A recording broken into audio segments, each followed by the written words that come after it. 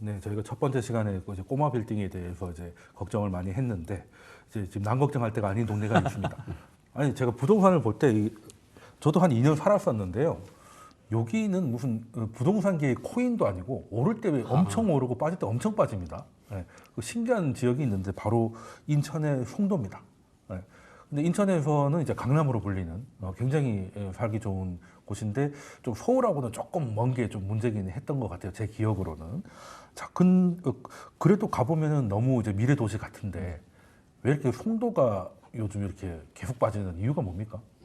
일단 송도 같은 경우는 이제 뭐 인천의 이제 뭐 강남이라고 네. 좀 불리고 있는데 이제 지역적인 특색이 있습니다. 뭐 송도가 아무리 좋다고 해서 이제 강남보다 좋아질 수는 없는 네, 거잖아요. 뭐 그건 그렇죠. 우리 부동산 시장, 특히 아파트 시장의 특징을 보자면 올라갈 때는 이제 강남을 중심으로 해서 강남, 마용성, 한강벨트 오르고 서울 오르고 경기도 핵심 지역들 북부 지역 오르면서 이제 인천으로 갑니다. 그래서 우리가 이제 저수지 이론이라고 있는데 저수지가 이렇게 있으면 이제 다 말랐을 때 비가 오면 중심부부터 차죠. 그래서 올라갈 때는 중심부부터 올라가고 내려갈 때는 이제 외곽부터 빠진다라는 특징을 가지고 있습니다. 그러면 인천의 포지션이 어디냐라고 하면 수도권에서 본다면 핵심이라고 솔직히 할 수는 없겠죠. 네, 이제 외곽에 해당이 되는 물리적으로 거고요. 너무 머니까. 외곽에서 이제 송도가 좋은 지역인데 우리가 이제 저는 시장 가치라고 이제 말씀을 드리는데 가격 부동산 시장 흐름에 따라서 얼마나 탄력적으로 움직이느냐인데 특징이 있어요. 특징이 뭐냐면 안 오른다는 게 아니라 올라가긴 올라갑니다. 그래서 저는 시장 가치를 볼 때 2017년에서 2021년 수도권 지역 상승장일 때 몇 배가 올라가느냐를 좀 보는데 보통 한 2배 정도 올라가거든요. 그러면 강남 같은 핵심 지역들의 특징이 뭐냐면 2017년부터 꾸준히 올라가요. 네. 17년, 18년, 19년, 20년, 21년, 네. 22년 이렇게 꾸준하게 약간 등락을 거듭하면서 이렇게 올라가는데 인천의 특징이 뭐냐면 2017년, 18년, 19년 별로 안 올라요. 이렇게 거의 평행선을 가다가 마지막 상승기 때 2020년, 2021년에 급격하게 올라가는.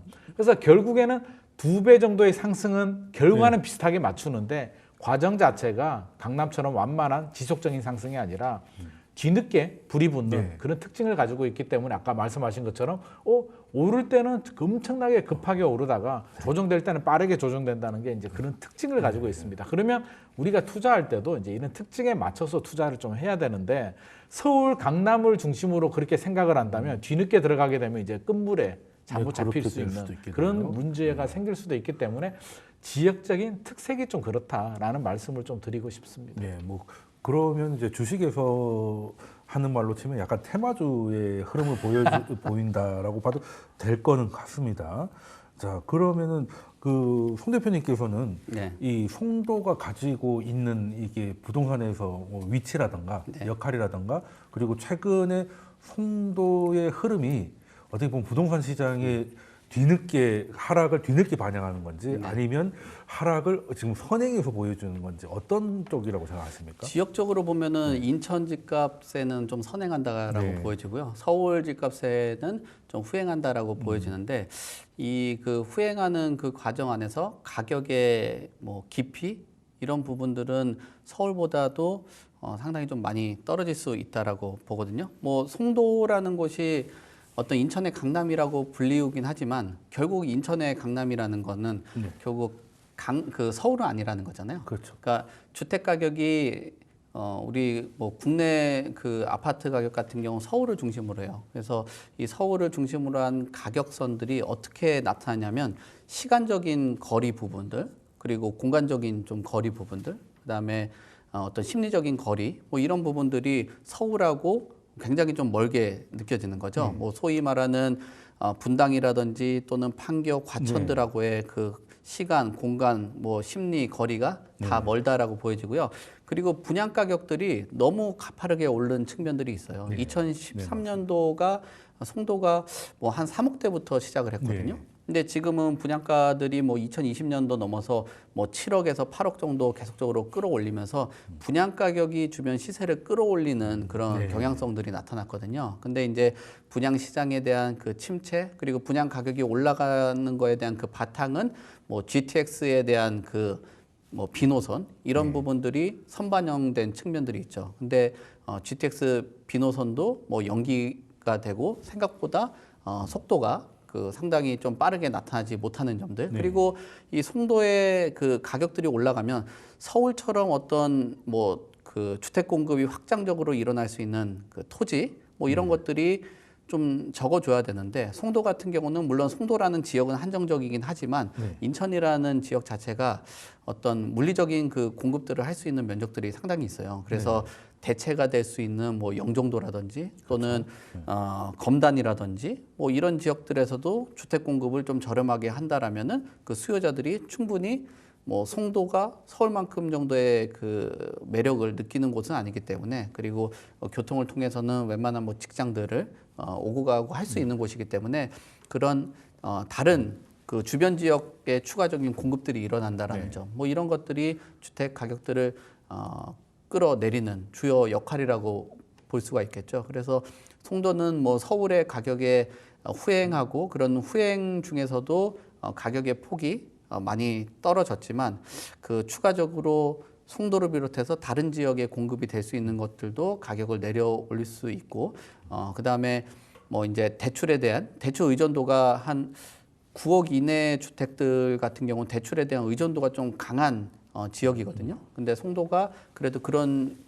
주택 가격들이 형성되어 있는 곳들이 있기 때문에 대출에 대한 규제에 대한 영향도 직접적으로 그 뭐 타격을 입었다. 그리고 추가적으로 교통에 대한 호재가 GTX A 노선만큼의 속도를 못 낸다라고 한다라면 송도의 주택 가격은 뭐 지역적인 부분들이 그래도 인천 중에서도 가장 핵심 지역이기 때문에 반등은 할 수 있겠지만 예전에 주택 가격을 뚫고 지속적인 상승을 끌고 올라가기에는 좀 제한적인 지역이라고 볼 수 있을 것 같습니다. 네. 저만 해도 이제 송도 사는 기간 동안에 그 사무실하고 이제 오피스텔하고 이제 왕복이 124km 있거든요. 네. 그러니까 이제 지금 그래서 제가 사무실하고 동탄 거기에 이제 그 건물 하나 있잖아요. 그걸 찍어 보니까 편도 55km 나오더라고요. 그러니까 사실 동탄보다 더 멀었다는 거죠. 저한테는. 그게 이제 송도의 어떻게 보면 한계라고 할 수 있겠는데, 그러니까 뭐 을지로라든가 강남이라든가 여의도라든지 이런 사실 양질의 일자리가 많은 곳하고 접근성이 이게 좀 떨어지고 사실 송도가 잘 되려면 이제 바이오가 잘 돼야 될 것 같은데 뭐 바이오는 뭐 삼바 잘하고 있으니까 잘 될 거는 같은데 제가 말씀드린 거는 이제 교통이 너무 멀어요. 너무 먼데 그럼 이걸 해결할 수 있는 게 GTX 아니겠습니까? 근데 이건 B 노선인데 요게 뭐 되기는 하겠죠? GTX가 저는 빨리 됐으면 좋겠고요. 네. 뭐 계획은 2030년 계획을 잡고 있는데 2030년. 네. 의지를 가지면 저는 충분히 가능성이 있는 게 지금 또 이제 파주가 개통이 됐잖아요. 네. 그래서 얼마 전에 한 번 더 탔어요. 서울역에서 네. 이제 일산에 임장을 한번 가보려고요. 서울역에서 대곡에서 3호선을 갈아타고 일산 마두역에 이제 선도지구 지정된 곳을 한번 갔는데 서울역에서 마두역까지 30분 걸리더라고요. GTX 대곡역에서 갈아타고 3호선을 타니까 30분이면 서울 내에서 잠실에서 이동을 해도 30분이 걸리는데 그래서 정말 괜찮다. 파주 갈 때도 괜찮았으나 일산 갈 때도 굉장히 편리하다라는 걸 느꼈거든요. 그러면 송도도 이제 지금 가서 보면 굉장히 스케일이 크고 미래 도시 같고 사실 이만한 신도시가 사실 어디 있습니까? 그렇죠. 이렇게 스케일이 크고 좋은 신도시가 없는데 단 서울 출퇴근할 때 나올 때 들어갈 때가 굉장히 불편하다는 게 너무나 아쉬웠는데 GTX B가 개통이 돼서 뭐 이렇게 서울 도심권에 20분, 30분대로 이동을 한다면 저는 송도는 천지개벽할 수도 있는 상황이 있기 때문에 이거는 진짜 인천시장도 그렇고 인천에 있는 국회의원들 진짜 좀 발벗고 나서서 빨리 좀 해결해야 될 문제인데 이게 지지부진한다는 게 사업성을 따지기 전에 저는 사업성도 잘 나올 것 같거든요. 이렇게 불편한데 GTX가 생기면 얼마나 많은 분들이 이용을 하겠습니까? 그래서 GTX는 진짜 사활을 걸고 빨리 좀 추진을 해야 될 문제인 것 같고요.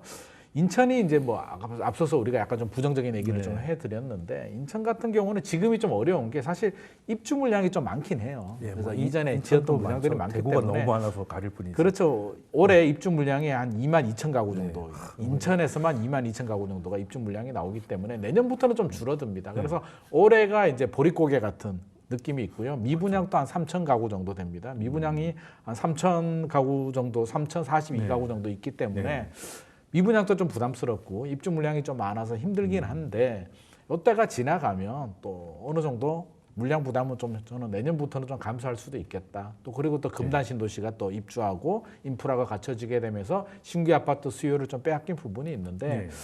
그럼에도 불구하고 저는 송도는 인천에서 송도를 대체할 곳은 없다라는 생각을 가지고 있고요. 네.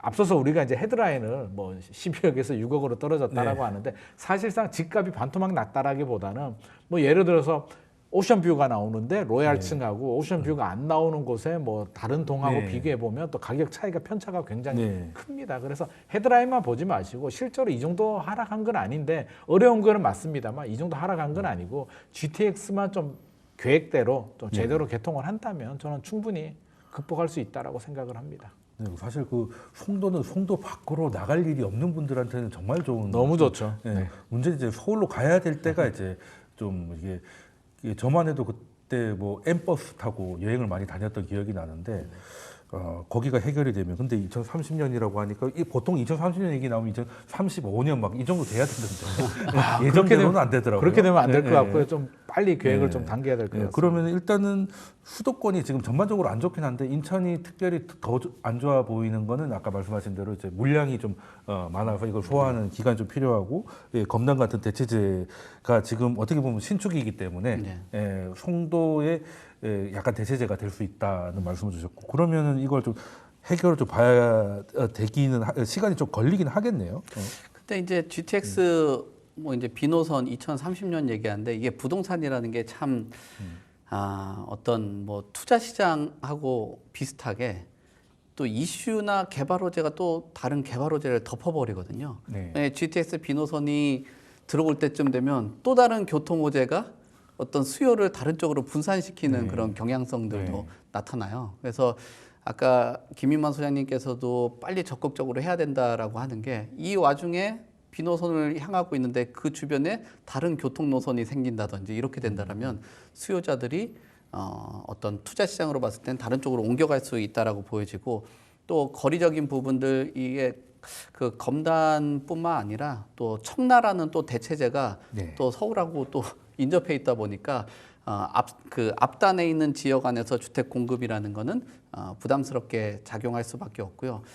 그리고 참 이게 뭐 참 TV로 보면서 그냥 농담식으로 얘기하지만 희한하게 또 김광규 씨가 또 집을 사게 된다라면 또 이런 재미있는 히스토리를 또 만들어가지고 그런 것들이 이슈화가 또 되고 재미있는 뭐 얘기들이 있습니다. 뭐 물론 그거는 뭐 그냥 재미있는 얘기고 뭐 어떤 근거를 너무 비약하는 얘기긴 하지만 결국은 그 송도라는 지역도 너무 빠르게 올라왔고 그 빠른 과정 안에서 GTX에 대한 프리미엄들이 상당 부분 형성이 됐는데 그런 부분들도 소위 말하는 과한 프리미엄, 거품들이 일정 부분 사라져 줘야지 적정 수준의 가격이 형성되고 할 가능성들이 있다라고 보여지고요. 또 송도라는 지역 같은 경우가 다른 지역하고 조금 다르게 우리가 이제 외국인 투자자들이 많이 바라보는 곳들이 뭐 부산 또 제주가 있는데 그런 지역 외적으로도 송도는 외국인 투자들도 많이 봤던 지역 중에 하나거든요. 근데 지금 외국인 투자자들이나 이런 분들이 어떤 송도라는 지역의 일정 부분 또 매력도 상당 부분 잃은 그런 상황. 왜냐하면 금리가 또 높기 때문에 수익률이 옛날만큼 되지가 않고 있거든요. 그래서 국내뿐만 아니라 외국인 투자들도 좀 위축된 그런 시장이다 보니까 이 송도가 GTX 외적으로도 좀 광범위하게 뭐 공급적인 부분들 외국인 투자자들이 유입되는 거 뭐 이런 것들이 형성이 돼야 된다. 그냥 단순히 외국인 투자자들이 들어온다고 해가지고 집을 산다라는 게 아니라 그 자본을 가지고 주변에 산업이라든지 다양한 기업들이 들어온다라는 뭐 이런 것들이 조금 그 위축이 돼서 뭐 그런 부분이 한계가 있습니다. 저는 뭐 송도에 살아봤기 때문에 여기는 어떻게 되면 잘 될 거라는 건 느낌 그냥 제3 경인이 있어도 열심히 달리다가 서부간선에 도착하잖아요. 그때부터 헬게이트고 대한민국에서 가장 막히는 고속도로가 서부간선 아니겠습니까?